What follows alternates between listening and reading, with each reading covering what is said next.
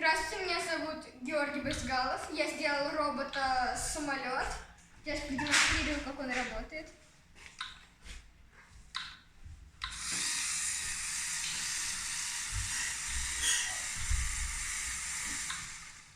В полете, чтобы поворачиваться, он может менять направление крыльев, с помощью чего двигается и сама башня с пилотом. Спасибо за внимание.